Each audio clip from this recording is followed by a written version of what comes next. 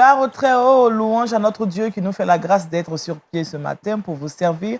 Shalom à tous et à toutes et bienvenue à ce numéro de Wake Up. Nous sommes mardi aujourd'hui et nous avons avec nous le bishop Jean Chitea qui nous est venu de Liège, Belgique. Shalom, bishop. Shalom, cher maman Daniel. Comment? Encore un grand plaisir d'être ensemble. Ah oui, le plaisir est partagé. Oui. Alors avec vous, on va découvrir encore des choses concernant la parole de Dieu. Tout à fait. Et on parlera du Saint-Esprit. Exactement. Je voudrais continuer dans ce thème parce que dans les temps de la fin, la Bible nous parle combien le Saint-Esprit est important et comment est-ce que nous devons vivre justement la puissance du Saint-Esprit. Amen. Et je parlerai de ça et d'un autre attribut justement du Saint-Esprit. D'accord, c'est important pour nous aujourd'hui d'avoir toutes ces connaissances. Capital. Surtout en tant qu'enfant de Dieu. Absolument. C'est ça. Oui. Merci Bishop, ce sera tout à l'heure la rubrique Méditons ensemble. Tout à fait. Merci Bishop. Merci. Alors, il n'est pas là avec nous, mais Kate est avec nous. Shalom Kate, comment ça Daniel. va? Ça va super bien, Dieu fait grâce. Avec toi, on aura Culture Actu et le saviez-vous? Effectivement, dans Culture Actu, aujourd'hui, on parlera d'action sociale, c'est mardi. Oui. Et nous parlerons de l'association Source de Vie. D'accord. Quelques actions, vous saurez de quoi il s'agit. D'accord. Et dans le saviez-vous, on parlera de l'Alliance évangélique mondiale. Ah oui, avec qui on aura ces informations. Alors, j'ai envie de te demander, mais bon, ok, ça sera dans les coulisses. Je sais que tu te portes très bien déjà. Je suis très heureuse de t'avoir avec nous ce matin. Shalom, Kouda. Shalom, Daniel. Mais est-ce qu'il y a quelque chose que tu veux partager avec nous? Tu es souriante depuis, bon. Aujourd'hui, bon, peut-être comme je pense au plat qui m'attend juste après. Il y a un bon plat gali qui m'attend juste après. Ah, d'accord. Alors là, j'aime la spontanéité Pardon. Elle pense au plat gali. Non, Kouda. Laisse le plat gali et parle-nous de quoi tu vas... Voilà, dis-nous de quoi tu vas nous parler tout à l'heure. Aujourd'hui, dans Tribox, on verra 3 astuces pour adoucir les paumes et les talons. D'accord. Parce que vous savez, il y a des boulots qui les rendent très rudes là. C'est vrai, chercher l'argent est bon, mais souvent, il y a des petits dégâts. Donc, comment adoucir les paumes et les talons? Les paumes, voilà. Donc, on parlera des mains et des pieds aujourd'hui. C'est ça. Oh, d'accord. Ça déchire les draps souvent. Ah bon? Ouais. Les talons? Je pense que la même une expérience. Déchire les draps. Ah bon? C'est tellement dur. Quand elle met le pied dessus, les draps. Non, mais vous là, vous êtes dangereuse. Kouda, c'est bien. Moi, je suis d'accord avec toi. Ah, d'accord. Elle dit qu'il y a On va sauver des foyers aujourd'hui. Pour le moment que les draps continuent à se déchirer. D'accord. Ah oui, vraiment, c'est la joie sur ce plateau. Merci, Kouda. Et comme nous sommes mardi, nous parlerons de relations d'aide et Madame Techi Christelle est avec nous ce matin. Shalom, maman, comment ça va? Shalom, maman Daniel. Et cette journée? Oui, on bénit le Seigneur qui nous convie ici. Amen. Et encore, on va parler de relationnel, mais cette fois-ci, on s'intéressera aux enfants. Aux enfants, c'est important. Parce qu'en tant qu'adulte, on a très souvent des défis dans notre relationnel. Et comment faciliter la tâche à la nouvelle génération? D'accord. Ça va partir depuis l'éducation, donc depuis l'enfance. Ok, d'accord. Parce que on a l'impression que les enfants, c'est quand ils auront un tel âge qu'on va leur montrer une telle chose, alors que ça peut commencer depuis l'enfance. Oui, exactement. Pour limiter les dégâts. Effectivement. D'accord. Donc, on fera la prévention aujourd'hui par rapport au relationnel. Merci, maman Techi. Voilà, il est planté notre décor. Vous le savez, sur ce plateau, nous partageons la joie, la gaieté. Mais sans le Seigneur, nous ne pouvons rien.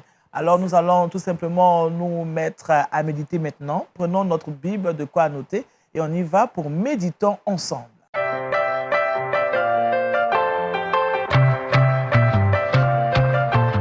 Le Saint-Esprit est l'esprit d'adoption, c'est le thème, le sous-thème que nous propose le bishop Jean Chitea. Et notre texte de base est tiré de Matthieu chapitre 28, versets 18 à 20. Voilà, là je pense que j'y suis. Bishop, vous avez toute la place. Merci bien, maman Daniel. Amen. Et je salue aussi tous nos téléspectateurs. Vous avez bien fait d'être connectés sur LMTV. Alors, le bishop, c'est ça en animation et c'est parfait. Là, absolument. Parce que là, vous recevez la vie. Amen. Ce n'est pas pour rien que ça s'appelle Lumière du monde TV. Lumière du monde télévision. Donc, c'est pour dire que effectivement, ici, comme Jésus est la lumière du monde, Alléluia. Et le Seigneur a dit, celui qui me suit ne marchera pas dans les ténèbres, mais il aura la lumière de la vie. Alléluia. Que Dieu notre Père soit béni. Amen. Et celui qui vient nous donner aussi la lumière de la vie, nous éclairer pour savoir comment vivre et comment être victorieux dans notre existence, c'est le Saint-Esprit. Amen. Et lorsque nous lisons la parole de Dieu, nous réalisons que lorsque Dieu a libéré Israël de la mer Rouge, l'a fait traverser la mer Rouge en le libérant de l'Égypte, la parole de Dieu nous montre comment est-ce que Pharaon voulait, juste avant de la traverser la mer Rouge, Pharaon était prêt à saisir le peuple d'Israël. Mais il y avait quelque chose de particulier. La Bible nous parle de la colonne de nuée qui représente le Saint-Esprit, qui était lumineuse du côté du camp d'Israël et qui était ténébreuse du côté du camp des Égyptiens. Ils ont passé toute la nuit comme ça sans que les ennemis ne puissent atteindre le peuple de Dieu. Qu'est-ce que nous comprenons? Quand le Saint-Esprit est avec nous et dans notre vie, nous n'avons pas besoin de craindre quoi que ce soit. Alléluia. Que nous soyons coincés, comme on peut dire, Pharaon d'un côté, la mer Rouge de l'autre. Mais quand le Saint-Esprit est là, il va créer un chemin. Amen. Et la parole de Dieu nous dit comment est-ce que Dieu a dit à Moïse de parler au peuple, que le peuple garde le silence. Et Moïse a dit, l'Éternel combattra pour vous. Mais vous faites quoi? Gardez le silence. Pourquoi? Pour ne pas détruire la bénédiction. Pour ne pas trop parler et manifester l'incrédulité, parce que Dieu n'aime pas l'incrédulité. Quand Dieu est avec nous, il veut que nous adoptions le langage de la foi. Amen. Et le Saint-Esprit, justement, la Bible dit que après avoir parlé de plusieurs manières, par les prophètes, Dieu dans ces derniers jours nous a parlé par son Fils. Amen. Et la Bible dit que c'est poussé par l'Esprit que des hommes ont parlé de la part de Dieu. Donc le Saint-Esprit vient faire quoi? Vient prendre la parole de Dieu. Et j'aime ce que l'apôtre Paul dit dans Ephésiens au chapitre 5, verset 17. Il dit, prenez l'épée de l'Esprit qui est la parole de Dieu. Et c'est cette parole, comme le Seigneur Jésus a dit dans Jean chapitre 17, verset 17, il dit, Père, sanctifie-les par ta vérité, ta parole est la vérité. Alléluia. Et lorsque nous marchons en tant qu'enfants de Dieu, nous disons que nous aimons la parole de Dieu, cette parole doit être absolument guidée par le Saint-Esprit. Et cette parole est puissante, parce que le Seigneur dit, le ciel et la terre passeront, mais ma parole subsiste éternellement. L'herbe sèche et la fleur tombe, dit Ésaïe chapitre 40. Mais la parole de Dieu subsiste éternellement. Et le Saint-Esprit de Dieu est là pour nous conduire dans cette dimension de victoire. C'est pourquoi, chers bien-aimés, pourquoi est-ce que je parle des attributs du Saint-Esprit? Et pourquoi est-ce que je ne parle pas à gauche, à droite? Kate vient de se marier. Il y a quelques semaines, là, elle est mariée, jeune mariée, elle a moins d'une année de mariage. Mais pour profiter du mariage, on a besoin de connaître son conjoint. De la même manière, pour profiter du Saint-Esprit, nous avons besoin de le connaître. C'est pour ça que nous prenons le temps d'aller pas à pas pour parler de ses attributs. Et parmi ces attributs, nous avons dit premièrement, dans le 4e point, c'était les attributs du Saint-Esprit. Nous avons dit premièrement que le Saint-Esprit est immatériel. C'est l'Esprit de Dieu. Deuxièmement, le Saint-Esprit est l'Esprit. Nous avons parlé que c'est l'Esprit de Christ, n'est-ce pas? Et puis ensuite, nous avons vu que le Saint-Esprit, le Saint-Esprit est l'Esprit de vie. Et j'aimerais continuer à parler maintenant sur le Saint-Esprit en parlant de lui comme étant l'Esprit d'adoption. Esprit d'adoption. Et ce qui est extraordinaire, c'est que dans ces émissions Wake Up, le Saint-Esprit guide les moindres détails. Amen. Quand j'ai entendu le sujet, ce que maman Christelle a dit tout à l'heure là, concernant les enfants, et j'ai dit, voilà que le Seigneur m'amène à parler sur l'adoption. Notre Seigneur est merveilleux. Le Saint-Esprit est l'Esprit d'adoption. Alors, l'adoption dans la parole de Dieu est quelque chose vraiment de très important. Et j'aimerais vous inviter à lire ce texte avec moi dans l'épître de Paul aux Romains, Romains chapitre 8, dont nous tirons notre méditation, le verset 15 et le verset 16. Il est écrit ceci. « Et vous n'avez pas reçu un esprit de servitude pour être encore dans la crainte, mais vous avez reçu un esprit d'adoption. Un esprit d'adoption par lequel nous crions Abba, Père. L'Esprit lui-même rend témoignage à notre esprit que nous sommes enfants de Dieu. Amen. Le verset 17, je vais lire aussi le verset 17, il est écrit « Or, si nous sommes enfants, nous sommes aussi héritiers de Dieu et co-héritiers de Christ, si toutefois nous souffrons avec lui, afin d'être glorifiés avec lui. » Alors, ce que j'aime dans ce texte ici et dans ces versets que nous venons de lire, c'est que la Bible dit que nous n'avons pas reçu un esprit de servitude. Oui. Alors, quand nous voyons ici l'apôtre Paul parler de cette première dimension d'esprit ici, c'est une mentalité, c'est une façon d'être. Dimension immatérielle, mais esclave. L'esclavage n'est pas d'abord les chaînes que l'on met au pied de quelqu'un. Non. L'esclavage est d'abord dans la pensée et la mentalité. Amen. Quelqu'un peut être libre sans chaîne aux pieds, mais esclave dans sa mentalité. Oui. Oui. Et vous voyez, il y a des expériences qui ont été faites sur l'esclavage, où vous prenez par exemple un coq et vous lui mettez une corde au pied, et chaque fois que le coq ira et que la corde va se tendre, au plus la corde se tend, le subconscient du coq ou de l'animal se marque dans la limite du territoire. C'est ça. Et vous enlevez le fil, il ne va pas dépasser le territoire, même sans le fil. Oui. Parce que son subconscient a été marqué, il est devenu esclave. Oui, et ça, beaucoup d'expériences ont été faites. Les ethnologues ont fait beaucoup d'expériences. Tous ceux qui travaillent avec les animaux ont fait des expériences justement dans ce sens de l'esclavage de la mentalité. Et la Bible nous parle de cela aussi. Le peuple d'Israël, la première génération, était esclave dans sa mentalité. Quoique libre, mais ne pouvant pas profiter des grâces de Dieu, de la présence de Dieu, de la bénédiction de Dieu, ayant les promesses de Dieu, mais incapables d'y entrer, parce que dès qu'il y avait un obstacle, dès qu'il y avait une difficulté, écoutez-moi bien, les frustrations de l'esclavage se réveillaient en eux. Oui, oui. Et quand les frustrations de l'esclavage se réveillaient en eux, les mauvaises paroles de l'esclave frustré, qui a la capacité maintenant de s'exprimer librement, parce qu'avant, l'esclave était brimé quand il osait s'exprimer. Mais il entre dans la liberté. Un esclave libre va exprimer les frustrations de son cœur.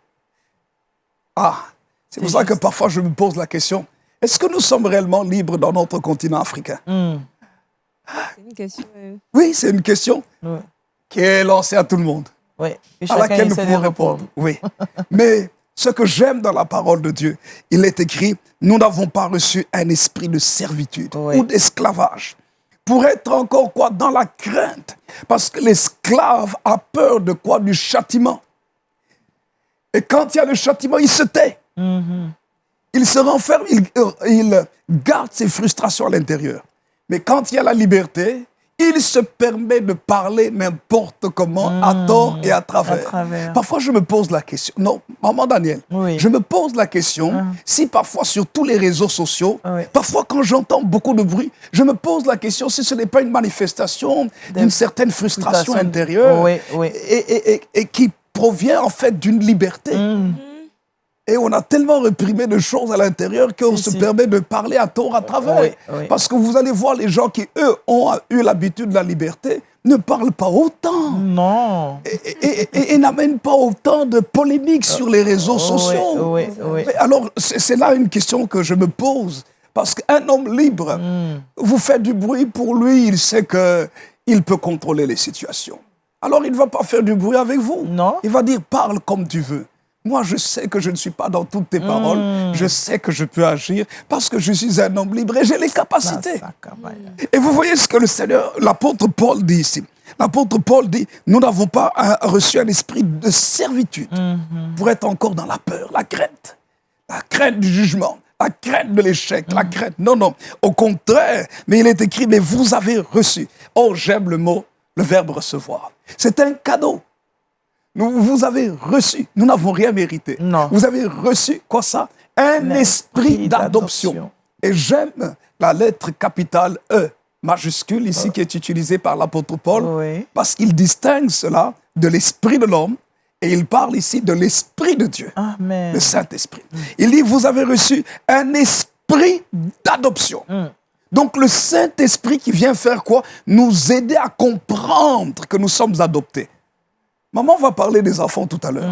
Il y a une véritable différence entre un enfant naturel et un enfant adopté. Quelle est la différence? L'enfant naturel, dès qu'il naît, il a grandi dans cet environnement et pour lui, ses parents, ce sont ses parents. Mais l'enfant adopté, quand il a déjà une certaine conscience, l'enfant adopté doit s'exercer maintenant à comprendre. Il faut qu'il y ait un changement de mentalité pour qu'il comprenne que ses parents adoptifs sont ses parents et que les droits qu'il a sont exactement les mêmes droits que les enfants nés dans la maison. C'est ça. Et ça, c'est là où se trouve le grand défi. Parce qu'un enfant adopté peut, par exemple, commencer à voler la nourriture dans le frigo, aller cacher ça. Parce qu'il a vécu sans nourriture. Et il ne comprend pas qu'il a le droit d'aller ouvrir le frigo quand il veut. Mais quand maintenant il comprend, il réalise qu'il n'a plus besoin de voler. Attendez. Est-ce que parfois on ne trouve pas certaines personnes qui volent les dîmes de Dieu, qui volent les offrandes, qui volent les choses et ils ne comprennent pas qu'ils n'ont pas besoin de voler. Même si le frigo se vide, si nous sommes les enfants adoptés par le Seigneur, il va remplir ce frigo. Amen. On n'a pas besoin de voler pour quelque part cacher pour... Non. Mais nous sommes des enfants adoptés et le Saint-Esprit vient pour changer justement notre mentalité. Et j'aime ce qui est écrit. L'apôtre Paul dit, le Saint-Esprit, c'est l'esprit d'adoption. Donc il vient nous faire comprendre que nous faisons partie de la famille de Dieu. Que Dieu est notre papa, notre père, et les biens qui appartiennent à notre père, tout ce qui lui appartient, c'est à nous. Amen. Et nous avons le droit d'en jouir tout en respectant les recommandations de notre père. Ça veut dire que si nous avons besoin de quelque chose, nous pouvons aller vers lui et lui parler. S'il nous dit oui, nous acceptons. S'il dit non, nous acceptons aussi. Parce que nous acceptons de recevoir ses instructions et son éducation. Un enfant adopté qui n'a pas accepté le fait d'être pleinement adopté, il va parfois se comporter comme on lui disait ailleurs. Il peut être rebelle. Il va croire qu'on ne l'aime pas, qu'on lui prive de tout. Combien de gens parfois se lèvent et disent « Seigneur, pourquoi tu m'as fait ça? Tu m'as abandonné. Tu ne vois pas tous les problèmes dans lesquels je suis. » Mais tu as oublié que tu es adopté. Et si tu es adopté, ton papa va prendre soin de toi. Et c'est là que maintenant le Saint-Esprit vient, change notre langage. Alléluia. Et c'est pour ça qu'il est écrit toujours, verset 15, il est écrit par lequel, j'aime le mot qui est écrit encore, le verbe qui est utilisé, par lequel nous crions. Abba, Père. Abba, Père. On ne murmure pas, on crie. On crie. On ne parle pas simplement. Pourquoi le cri? Le cri, lorsque nous crions, le cri en général vient de la partie la plus profonde de notre être. Nous prenons ce qui est au fond de nous-mêmes, aussi bien énergiquement parlant, aussi bien émotionnellement parlant, physiquement parlant, et nous libérons le cri. Et ici, nous crions « Abba, Père ». Abba, ça veut dire « Papa ». C'est pas simplement « Oh, ça c'est le père ». Comme ici on dit le vieux, n'est-ce pas? La vieille. Et ici c'est papa. Papa dans le sens où je peux venir me mettre sur ses genoux, je peux vivre l'intimité avec lui. Moi, mes filles, quand je rentre à la maison, elles viennent, elles m'embrassent, elles me tiennent. Elles savent parfois, mes filles, ils sont déjà grands. Ma dernière aura 21 ans cette année ici. Et ils savent que son papa. Si elles veulent venir me faire des câlins, je dis ok, c'est votre droit. C'est ça. Et c'est ça que Dieu veut avec nous. Et c'est ça que le Saint-Esprit vient amener dans notre vie. Cette relation d'intimité avec notre Papa Céleste. Vous voyez, parfois dans nos pays ici, la chicotte a été tellement forte que les enfants n'ont pas une bonne image du Père. C'est le Père fouettard. Le Père chicoteur. Mais notre Dieu n'est pas comme ça. C'est pour ça que, maman Daniel, beaucoup de gens, quand ils ont des épreuves, regardez comment est-ce que les gens prient. Au nom de Jésus, c'est toujours le combat, c'est toujours le combat, c'est toujours le combat. Alors que moi, quand je vois ma fille qui a un problème, son problème devient mon problème. Ah ouais. Je lui dis, qu'est-ce qu'il y a? Viens un peu. Où est ton problème? Qu'est-ce qui ne va pas? Si je la vois trop triste, je fais tout pour arranger son problème.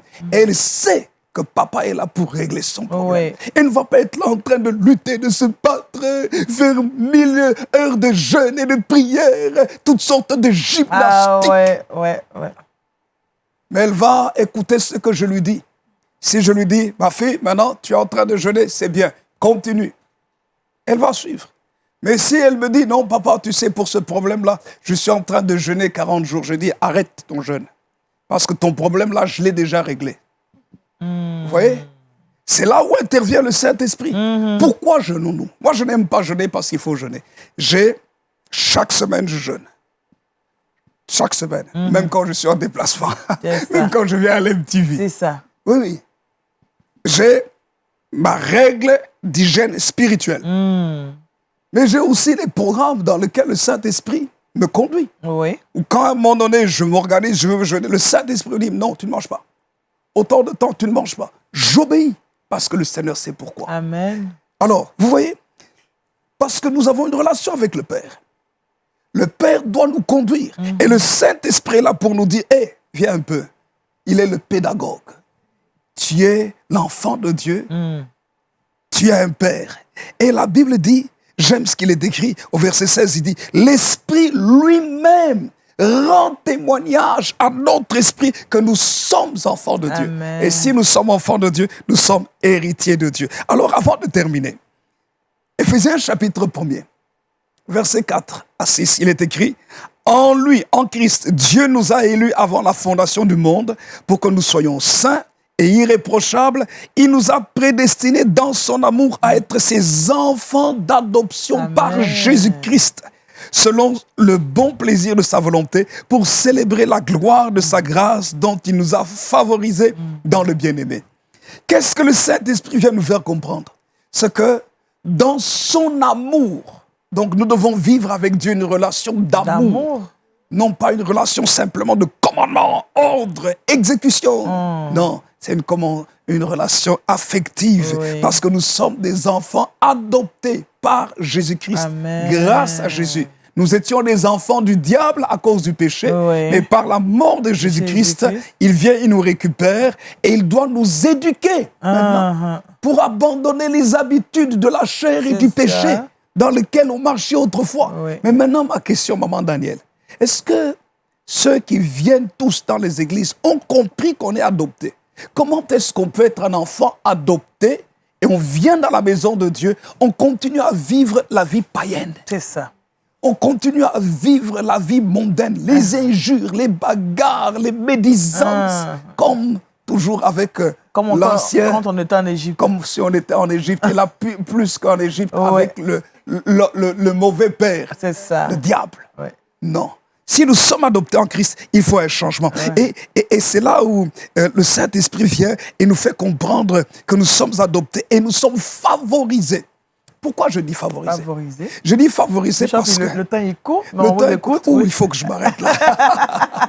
On vous écoute quand même. Oui. Favorisés, pourquoi? Favorisés parce que si Dieu marche avec moi, sa grâce m'accompagne.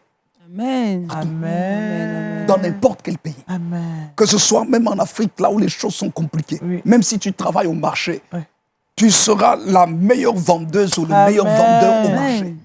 Parce que la grâce de Dieu, les gens vont appeler ça la chance. D'autres vont dire, oh non, elle a des fétiches. Ça n'a rien à voir. C'est la faveur de Dieu qui t'accompagne. La main de Dieu t'ouvre les portes.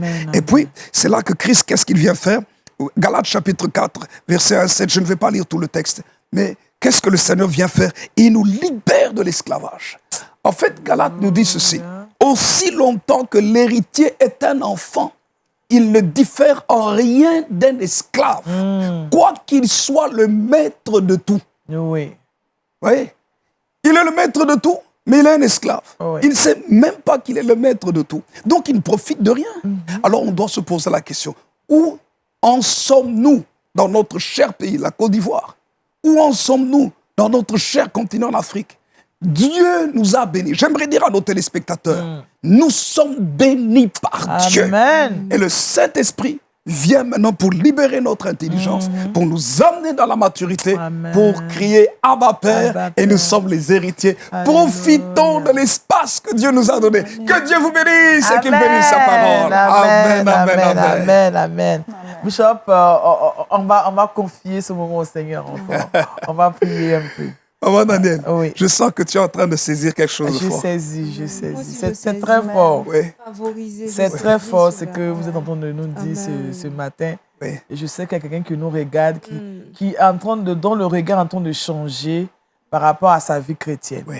Il y a quelque chose qui est en train de se passer vraiment. Amen. Ce n'est pas tout oui, ce n'est pas tout qui doit nous faire tomber, mais il y a des choses où vraiment la mentalité doit retourner. Oui. On doit revoir vraiment. Et je pense qu'il y a une nouvelle mentalité qui s'installe dans nos esprits ce Que matin. Dieu soit béni. À travers ce que vous êtes en train de nous dire. On le dit peut-être, nous avons un esprit d'adoption, mais on ne connaît pas forcément la profondeur. Là, je pense que vous avez nous avez donné, comment on dit, vous nous avez donné vraiment l'essence de ce mot adoption. Avoir un esprit d'adoption, vraiment, c'est fort. Amen. C'est fort. On va prier alors. On va prier. On va prier, chers téléspectateurs. Et je sais une chose, c'est que la parole de Dieu est vivante. Merci, Seigneur. Le Seigneur Jésus a dit dans Jean chapitre 6, verset 63, les paroles que je dis sont esprit et vie.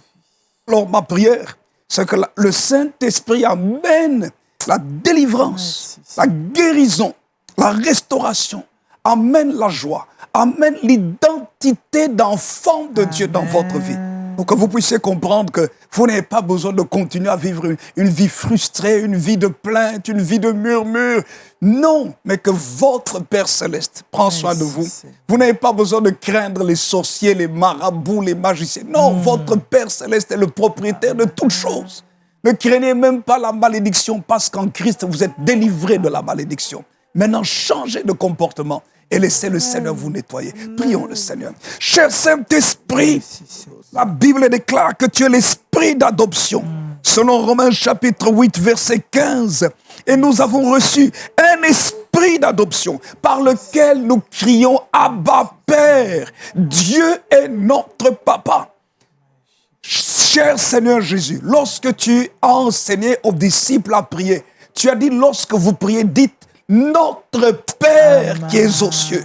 Nous avons un Père aimant. Merci, cher Saint-Esprit, de nous révéler le Père et de nous introduire dans cette véritable filiation de fils et de filles de Dieu pour profiter des grâces de Dieu et saisir notre héritage et pour pouvoir vivre pleinement la vie de fils et de filles de Dieu par la présence du Saint-Esprit. Bénis mon frère, bénis ma soeur et bénis mes bien-aimés ici sur ce plateau. Au nom de Jésus, soyez bénis, peuple de Dieu, par la puissance du Saint-Esprit.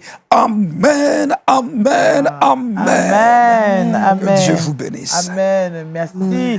Merci vraiment, on pourrait dire, si vous le permettez, éminent serviteur. Vraiment, Bishop Jean Kitéa qui nous bénit depuis son passage ici sur ce plateau de Wake Up. J'espère que vous avez été bénis et vous l'êtes pour vraiment plusieurs temps. En regardant Lumière du Monde Télévision, comme il a dit, nous sommes tout simplement éclairés par la bonne parole de notre Seigneur et Sauveur Jésus-Christ. Amen. Merci Bishop. Merci, on va passer à l'actualité culturelle et c'est tout de suite Culture Actu.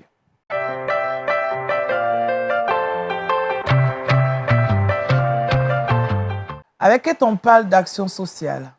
C'est de cela qu'il s'agit, action sociale. Alors, on va parler de l'association Source de Vie, créée le 26 mars 2004 par des frères chrétiens adhérant à la même vision du développement. J'aime bien ça parce que c'est comme été adoptés. Ils ne sont pas nés des mêmes pères ni de la même mère, mais dont le Seigneur, adoptés par le même esprit, par le même père, se sont mis ensemble pour créer cette association pour vraiment faire du bien au peuple de Dieu. Alors, quelle est leur devise? Faire prospérer l'homme à tous égards. Telle est la devise de l'association. Et les actions sociales qu'ils font sont ceci: contribuer à l'éradication de la pauvreté, soutenir et encadrer les jeunes gens en situation difficile, former et éduquer les adolescents.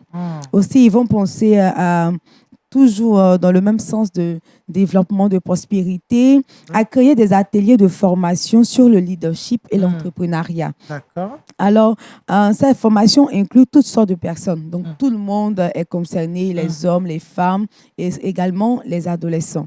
Donc, voici une œuvre qu'il faut encourager bon nombre de personnes, de chrétiens à se mettre ensemble pour vraiment l'avancement de l'œuvre de Dieu.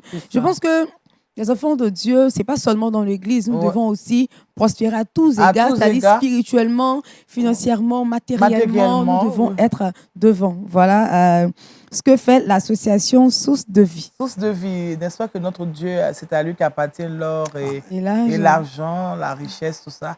Et je pense qu'avec ce que tu viens de nous dire, Kate, on se rend compte que ce n'est pas pour le monde ces choses, mais c'est au contraire, c'est pour nous les enfants de Dieu. Nous devons nous mettre ensemble pour aider ceux qui en ont besoin. C'est ça. Merci Kate, qu'on va retrouver tout à l'heure pour la rubrique « Le saviez-vous ».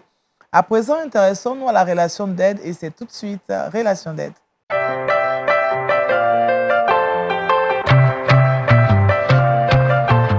Avec maman Techi, Christelle, conseillère en relation d'aide, nous allons parler maintenant du relationnel des enfants. Tout ça, ça fait partie de la relation humaine. Exactement, voilà. Oui, ça fait partie de la relation d'aide. En tant qu'adultes, nous sommes très souvent en lutte dans notre relationnel à cause de l'esclavage, justement, de la mentalité. On a tellement été bénis. On a été bénis aujourd'hui. C'est vraiment une continuité. Oui. C'est-à-dire qu'on lutte beaucoup en tant qu'adultes parce qu'on a été quelque peu cadré depuis l'enfance. On a été formaté d'une certaine manière. C'est ça, on a grandi dans un moule qui nécessairement nous rend pas service. Et la bonne nouvelle, c'est que grâce à la conversion, grâce à l'action de Jésus-Christ, grâce à l'action du Saint-Esprit qui renouvelle notre intelligence, nous pouvons revivre la relation avec le Père, qui est la principale figure d'autorité. J'ai voulu qu'on parle des enfants parce qu'il y a 3 points essentiels que je veux donner aux uns et aux autres dans l'éducation. C'est vrai que c'est un tout et parfois le parent peut se perdre. Oui. Qu'est-ce que je vais apporter à mon enfant pour que mon enfant soit équilibré demain?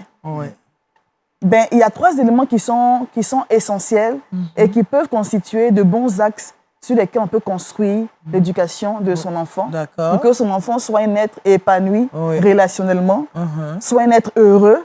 Il est dit dans Éphésiens 6, le verset 1, que l'enfant doit obéir à ses parents. Honore ton père et ta mère, c'est le premier commandement avec une promesse. Une promesse. La promesse, c'est quoi? C'est afin que tes jours tu vives longtemps et que tu sois heureux. Et notre bonheur en tant qu'être humain est lié directement à notre relationnel.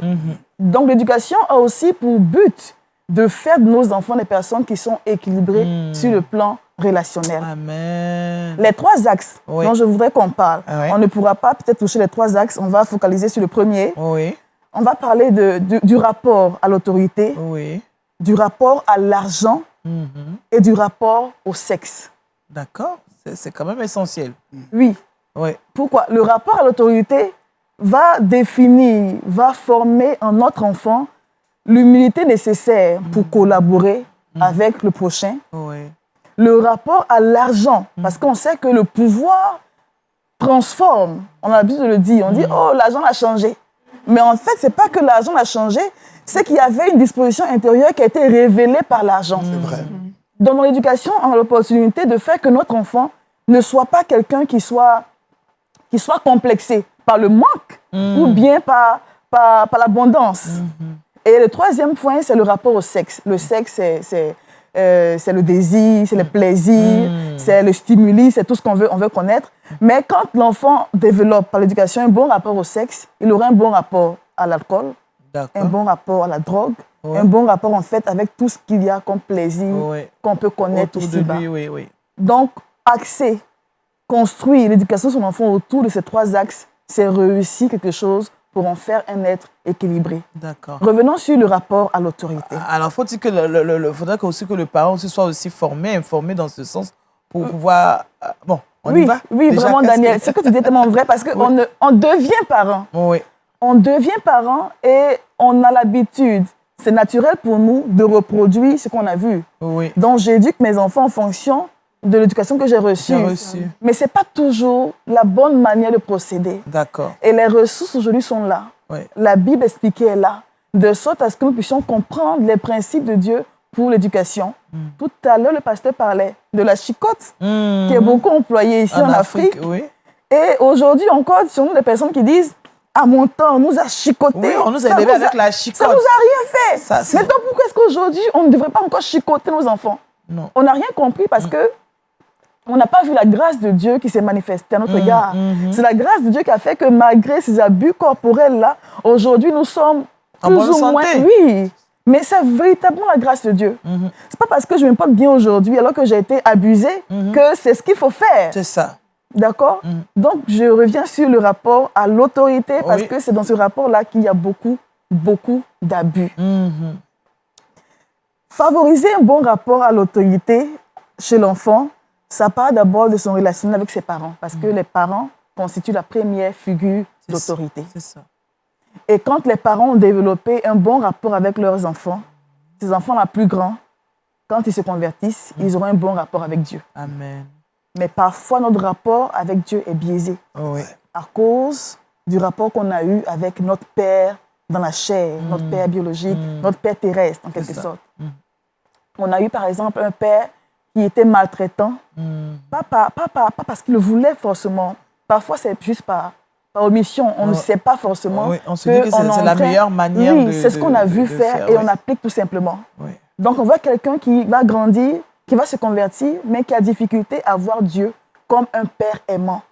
Parce qu'il a vu son père naturel, un père qui était parfois dur, ou encore un père qui était parfois lassiste, un père qui permettait tout. Perplexe, qui n'intervenait pas. Qui permettait tout. Donc, soit on voit Dieu comme étant quelqu'un de trop dur, soit on voit Dieu comme quelqu'un qui nous doit tout, et maintenant, tout de suite. Donc, quand je prie que je n'ai pas ce que je veux retourner dans le monde, je veux retourner en Égypte. Parce que je veux tout de suite la viande, je veux tout de suite les concombres. Je veux tout de suite la manne, je veux tout en même temps, tout en même temps. Donc, on a une mauvaise image de Dieu parce qu'on a reçu une mauvaise image du Père terrestre. Le rapport à l'autorité, quand on prend notre référence dans Éphésiens 6, verset 1, il est dit « Enfants, obéissez ».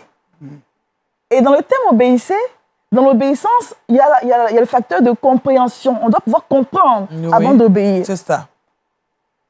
Quand on soumet quelqu'un, la personne n'a pas besoin de comprendre forcément et elle obéit. C'est deux choses différentes. Soumettre et donner l'opportunité d'obéir, c'est deux choses vraiment différentes. Et parfois, quand on n'a pas compris, on soumet l'enfant. Tu ne fais pas ci, tu ne fais pas ça. Et c'est ce que j'ai dit qu'il doit se faire. Mais l'enfant n'a rien compris. Il ne sait pas pourquoi il n'a pas touché. Parce qu'il n'a rien compris, ça forme chez lui une loi qui est totalement extérieure. La loi, elle n'est pas construite en lui. Donc, quand l'enfant va atteindre l'âge de l'adolescence, on voit un enfant qui était tout doux, tout respectueux, tout gentil. Et puis, hop, à partir de ses 14-15 ans, il change. Pourquoi? Parce qu'il a reçu des lois qui ont été des lois extérieures, qu'il n'a pas adoptées, qu'il n'a pas comprises. Donc, forcément, il se rébelle. Quelqu'un qui a été muselé, quand on lui détache, il dit tout et tout à travers, comme le pasteur l'a dit. C'est un peu ça. Il se comporte. C'est comme un enfant qui reste enfermé dans la maison. Le jour qu'il sort, vraiment, il veut tout voir avant de rentrer. Donc, l'équilibre dans le rapport avec l'enfant, le fait de prendre du temps, parce que la proximité est trop importante aujourd'hui, plus qu'hier. Aujourd'hui, avec les temps qui courent, la difficulté de la vie, les personnes sont toutes en partie, les parents sont tous en partie. Le père est absent, la mère aussi. L'enfant est parfois livré à lui-même. Quand il est tout petit, c'est avec la servante. Avec la servante. Quand il commence juste à avoir 2 ans et demi, on le jette à la crèche. À la crèche, oui. Et puis, on s'en débarrasse finalement. Et donc, l'enfant n'a pas cette proximité. Le parent me va jusqu'à dire « Ah, tu as trop duré à la maison, il faut que les vacances s'arrêtent, tu vas partir à l'école. » C'est comme si on voulait s'en débarrasser. Oui. Parce qu'on est trop pris. Le temps est devenu une denrée trop rare. Nos enfants n'en bénéficient pas. C'est ça. Et parce qu'ils n'en bénéficient pas, ils sont en contestation avec l'autorité. Quand ils grandissent, l'autorité, ce ne sera plus seulement les parents, ça va être les enseignants, ça va être parfois les pères, ça va être, quand il est adulte, ça va être le boss, l'employeur. Ça va être, et ce relationnel-là sera biaisé parce que depuis l'enfance, les choses n'ont pas été faites comme il se devait, comme Dieu l'avait voulu. Alors, dans ce sens, par exemple, il y a un parent peut-être qui nous regarde, qui aussi n'a pas eu cette occasion, qui veut bien aider l'enfant, mais qu'est-ce qu'il faut faire? Qu'est-ce que la parole de Dieu nous donne comme prescription pour pouvoir vraiment nous rattraper dans l'encadrement, dans l'éducation, pour que l'enfant soit un être relationnel à l'image de ce que Dieu nous demande? Ok. Déjà, ce que la Bible nous dit, c'est d'enseigner. Oui. Dans Deutéronome 11, verset 19, il est dit que tu enseigneras à l'enfant quand tu seras à la maison, quand tu voyageras, quand tu vas te coucher, quand tu vas te lever. Et là, on voit un peu non seulement l'effet de répétition. Il n'y a pas à tout moment, on peut... L'effet de répétition, mais aussi la proximité. Parce que pendant que tu es là, tu es à la maison, tu enseignes. Tu en parles. Pendant que tu voyages, tu continues d'enseigner, d'en parler. Ça veut dire que... Aujourd'hui, on a les téléphones et autres, donc... Donc, tu laisses des instructions. Tu dis, par exemple, tu donnes des limites. Aujourd'hui, il y a plusieurs pères. Tous ne font pas ça, mais il y a plusieurs pères qui sont des secondes mères dans nos maisons. Parce que le père, c'est celui qui donne des limites, qui dit, on ne fera pas ça. Sous mon toit, on adore l'Éternel. Sous mon toit, à partir de 21h, les portes sont closes. Sous mon toit, on ne regarde pas telle chaîne de télévision. On regarde seulement LMTV. Par exemple. Par exemple. Mais si ce père-là n'est pas présent pour donner ses limites, qui devront être appliquées par la mère va faire appliquer ses limites-là. C'est dans son rôle de faire appliquer ses limites. L'enfant n'a pas de repère. Donc, il y a le fait de pouvoir se rendre disponible, avoir du temps pour l'enfant. Et puis, deuxième chose que je vais ajouter, et qui est la suite de Éphésiens 1, je crois que c'est le verset, Éphésiens 6, le verset 3, qui nous dit de ne pas irriter l'enfant. N'irritez pas. De ne pas irriter. Donc, l'enfant, lui, il obéit, il honore, et il a tout ce qui va avec. Mais notre devoir de parents, c'est de ne pas irriter. Et il y a tellement de manières d'irriter nos enfants. Sans le savoir, ou bien même de façon consciente ou inconsciente, nous irritons tout le temps nos enfants. Pas si tu es... Oh, vraiment. Que le Seigneur nous aide vraiment. On peut irriter nos enfants en fixant des limites qui ne sont pas justes. Je vais te donner un exemple banal. Par exemple, c'est normal de dire à un enfant qui a 4 ans, qui veut aller faire les courses au supermarché, lui dit non, tu te fais accompagner. Mais un enfant qui a 14 ans, 15 ans, il n'y a pas de justice là. Et on peut irriter tel enfant parce qu'il se sent infantilisé.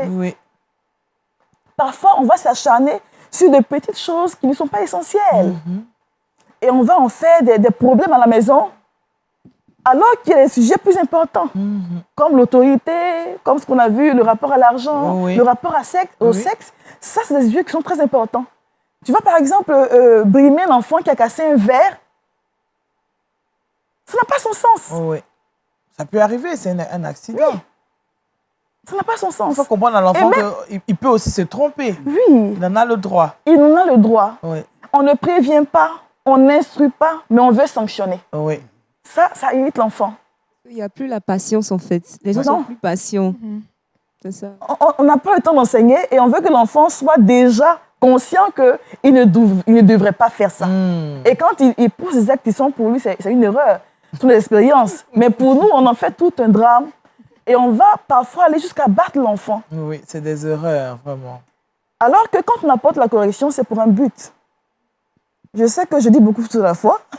Mais quand on apporte la correction, c'est pour un but. La correction, ce n'est pas pour faire mal. Non. Déjà. D'accord. La correction, c'est pour redresser. Donc, il y a tellement de manières de corriger. Par exemple, un enfant qui répare un tort, c'est une correction. S'il était prévenu, par exemple, non, tu ne joues pas au ballon au salon. Aujourd'hui, plusieurs familles sont en appartement. Tu ne joues pas au ballon au salon. Et puis, il s'entête, il joue au ballon au salon. Le ballon tape peut-être... la télévision. Oui, un meuble cassable, et puis c'est cassé. Il était prévenu. Donc, au lieu de le battre, on va dire, bon, ton argent de poche, on va prélever là-dedans pour remplacer. Ce serait comme une tu as cassé la télévision, tu ne vas plus regarder la télévision. Ça serait une bonne correction. Moi, je regarde la télévision dans ma chambre quand tu vas aller au salon. Par exemple, c'est une correction. Ça serait une bonne correction. Donc, c'est chaque parent qui connaît son enfant, qui connaît les intérêts de son enfant, qui saura comment appliquer une correction qui soit à la mesure de l'enfant, à la mesure aussi peut-être de la transgression, mais pour apporter une correction qui va faire grandir l'enfant. Pas une correction qui va briser l'enfant. D'accord. Mais une correction qui va l'aider à croître, à grandir. Amen. Alors, maman Antechi, en 2 mots, qu'est-ce qu'on peut retenir du relationnel de l'enfance? Ce qu'on doit retenir, c'est qu'on est pour beaucoup en tant que parents dans le relationnel de nos enfants. Oui. Et ça part de l'éducation qu'on leur apporte. Et si je veux que mon enfant ait un bon rapport avec Dieu, qui est l'autorité principale, que l'enfant ait en âge adulte un bon rapport avec peut-être ses chefs, j'ai besoin, moi, en tant que parent, autorité première de l'enfant, d'avoir un bon relationnel avec lui, de développer un bon relationnel avec lui. Avoir du temps pour l'enfant, baser toutes mes instructions sur l'amour. L'amour, oui. Parce que quand l'enfant se sent aimé, ça légitime toutes les limites qu'on lui pose. D'accord. Et ça l'empêche demain d'être en rébellion. D'accord. Merci, maman Techi. C'est toujours un plaisir pour nous de vous recevoir sur ce plateau parce qu'on est tous enseignés. Nous devons faire attention à nos enfants, surtout que le monde va à une vitesse telle que si ce n'est pas le cas, bonjour la dérive. Alors que ce n'est pas notre devoir de conduire nos enfants à la dérive. Au contraire, nous devons les protéger, les garder, en tout cas les présenter au Seigneur tel qu'il nous les a donnés. Voilà. Merci, maman Techi, qu'on retrouvera certainement prochainement pour encore parler de relationnel. Pour l'heure, nous allons nous intéresser aux trucs et astuces et c'est le Trick Box avec Kouda.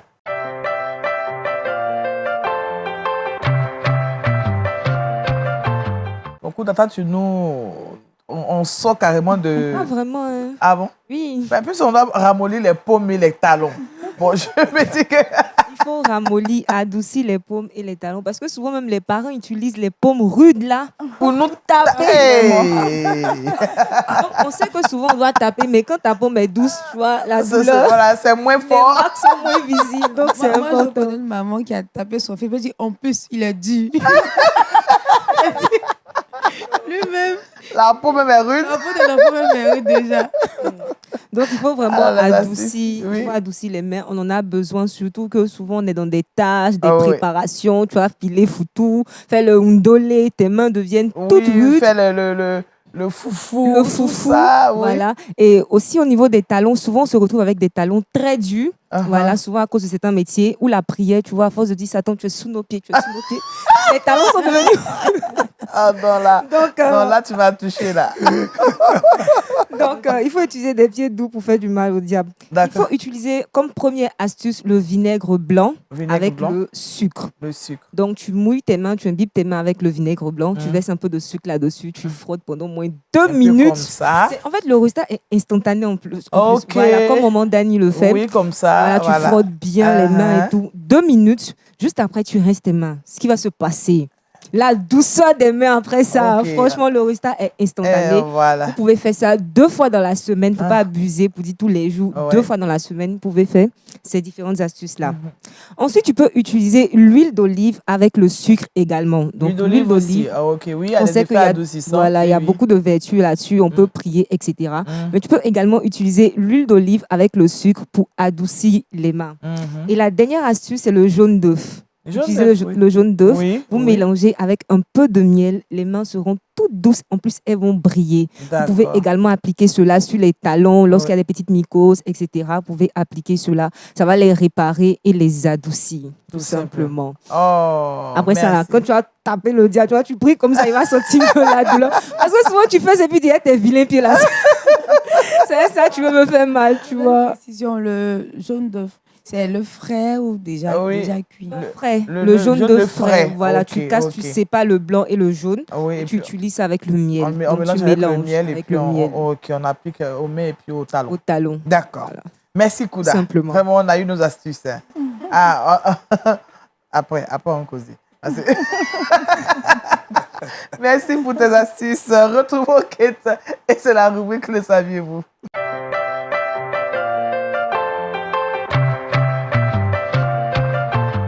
Avec on parle de l'Alliance évangélique mondiale.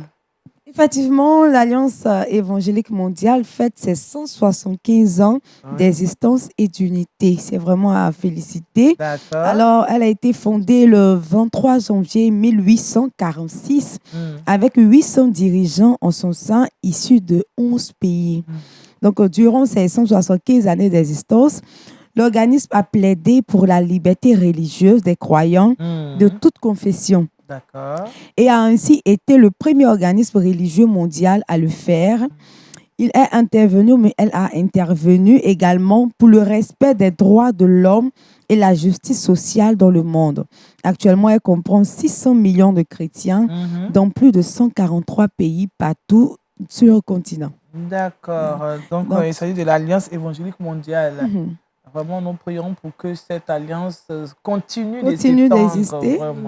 Surtout qu'il faut vraiment aider ces personnes-là qui sont dans des pays, ces chrétiens qui sont dans des pays qui sont empêchés de vraiment servir le Seigneur. Dans beaucoup de pays qui vivent la persécution, quand il y a ce genre d'organisations qui viennent aider, vraiment, ça nous fait chaud au cœur et c'est vraiment encouragé. D'accord. Merci Kate. Nous sommes déjà au terme du temps imparti. On ne partira pas sans notre verset boussole. Il se trouve dans le livre de Matthieu 5, le verset 9. Heureux ceux qui procurent la paix, car ils seront appelés fils de Dieu. Amen. Merci au bishop John Chiteya qui nous a abreuvé ce jour à travers vraiment la parole de Dieu. Le Saint-Esprit est l'esprit d'adoption. Et on a eu plusieurs tests, mais le test de base de ce grand chapitre sur le Saint-Esprit est Matthieu, le chapitre 28, versets 18 à 20. Merci à Maman Techi qui nous a appris aujourd'hui que nous devons avoir vraiment aider nos enfants à développer vraiment un relationnel rapport à l'autorité. Voilà, le rapport à l'autorité dès l'enfant. Nous devons vraiment aider nos enfants à rentrer dans avoir cette mentalité. Maman Daniel, juste un petit mot. Oui. C'est que pour l'éducation des enfants, est-ce qu'on va faire à l'enfant, est-ce que on accepterait qu'on fasse, si nous étions à la place de l'enfant, accepterions-nous qu'on nous fasse ce que nous lui faisons? La question est posée. Répondons à la question. C'est ça, c'est une question. Non. Tu chicotes l'enfant, tu veux que toi aussi on te chicote. C'est ça. Voilà. C'est exactement. Merci Bishop. Vous avez votre présence là, c'est une bénédiction pour nous ici. Merci à Kouda et puis à Kate. Merci à la régie qui nous a permis d'être chez vous. Vraiment, nous sommes obligés de terminer là. On se donne rendez-vous jeudi. Demain, vous serez avec Daniel Conan. Prenez soin de vous et que Dieu nous bénisse tous. Au revoir.